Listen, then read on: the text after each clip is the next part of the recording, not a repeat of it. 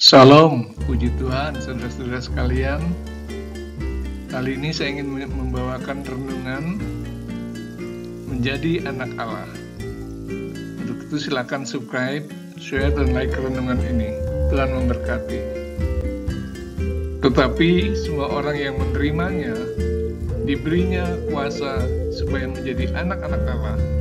Itu mereka yang percaya dalam namanya. Yohanes 1 ayat 12. Seorang pengkhotbah berkata, kita tidak perlu khawatir tentang apapun juga, karena kita memiliki Bapa di sorga. Dialah Raja alam semesta yang memiliki seluruh kekayaan di bumi ini. Maka pulang ibadah, kita berjalan dengan gagah. Kita ini anak Tuhan. Kalau Bapa kaya dan berkuasa, sebagai anaknya, pasti kita akan meraih kekayaan dan kekuasaan, ya kan? Saat memberi nasihat, sering dikatakan, anak Tuhan harus cari pasangan sesama anak Tuhan, jangan cari orang dunia. Sering kita juga menyatakan diri sebagai anak Tuhan. Memang sebagai orang Kristen, kita patut bangga saat disebut dan menyatakan diri sebagai anak Allah atau anak Tuhan. Sebutan sebagai anak Tuhan itu keren kan? Tapi orang di luar kita bingung dan alergi mendengar istilah anak Tuhan. Mereka terheran-heran. Pikir mereka, kok berani mengaku diri sebagai anak Tuhan? Apa tidak takut dosa? Apalagi jika tindakan kita sehari-hari terlihat tidak benar. Mereka makin berkomentar, coba lihat, kelakuannya saja tidak benar, nekat dan mengaku anak Tuhan. Ngaca dong. Ngakunya anak Tuhan, tapi suka nipu, judi, mabuk, berzina, berkelahi, pecandu narkoba, korupsi. Akibatnya, Tuhan bukan dipermuliakan, tapi dipermalukan. Menurut hukum Taurat, mengaku sebagai anak Allah, hukumannya mati.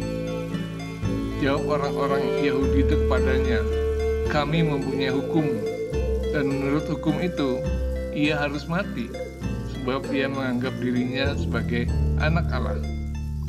Yohanes 19 ayat 7. Jadi, mengaku sebagai anak Allah, oleh ahli Taurat, dianggap menghujat Allah. Karena itu mari kita mempelajari firman Tuhan untuk mengetahui siapa saja yang diberi kuasa sebagai anak Allah. Dalam kitab Perjanjian Lama, sebutan anak Tuhan atau anak Allah pertama kali diberikan pada keturunan Adam yang percaya pada Allah. Kejadian 6 ayat 2, maka anak-anak Allah melihat bahwa anak-anak perempuan manusia itu cantik-cantik. Sebutan itu juga diberikan pada bangsa Israel dalam Ulangan 14 ayat 1. Kamulah anak-anak Tuhan Allahmu. Jadi sebutan ini sudah ada di zaman Perjanjian Lama. Allah sendiri yang mengakui mereka sebagai anaknya melalui firman-Nya. Karena Allah sendiri yang mengakuinya, berarti bukan menghujat. Tapi jika Allah tidak mengakuinya, itulah yang dikatakan menghujat Allah dan pantas dihukum mati. Bagaimana dengan Yesus? Lalu terdengarlah suara dari sorga yang mengatakan, inilah anakku yang kukasihi, kepadanya lah aku berkenan. Matius 3 ayat 17. Jelas sekali Yesus diakui oleh Allah Bapa sebagai anaknya ketika dibaptis. Jadi Yesus tidak menghujat. Nah, bagaimana kriteria agar kita menjadi anak Allah? Yang pertama, percaya pada Yesus dan lahir baru.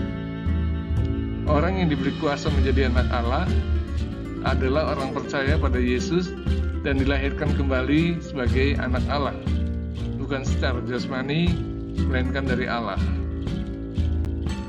Percaya pada Yesus bukan sekedar ucapan, namun dibuktikan dengan perbuatan.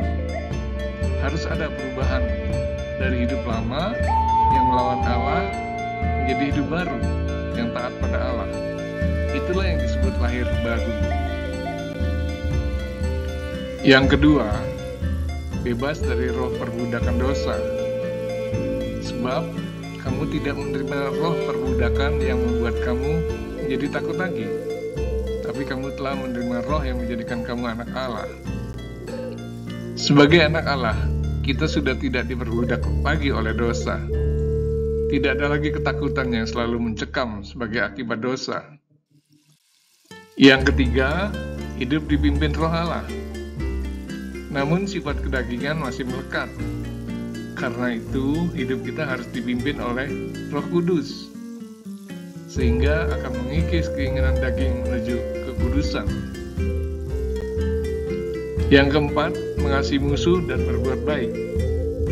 Ada perubahan karakter, yaitu kita mengasihi saudara kita.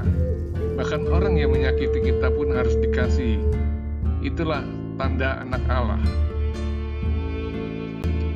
Dan yang kelima, hidup tidak tercela dan menjadi terang. Kita harus hidup tidak tercela di tengah bangsa yang sesat ini, sehingga kita menjadi terang di antara mereka. Marilah periksa diri kita, apakah kita sudah memenuhi kriteria sebagai anak Allah atau belum? Layakkah kita disebut anak Tuhan? Jika kita merasa tidak layak, berubahlah selama masih ada kesempatan dan kasih karunia Allah. Tuhan memberkati. Amin.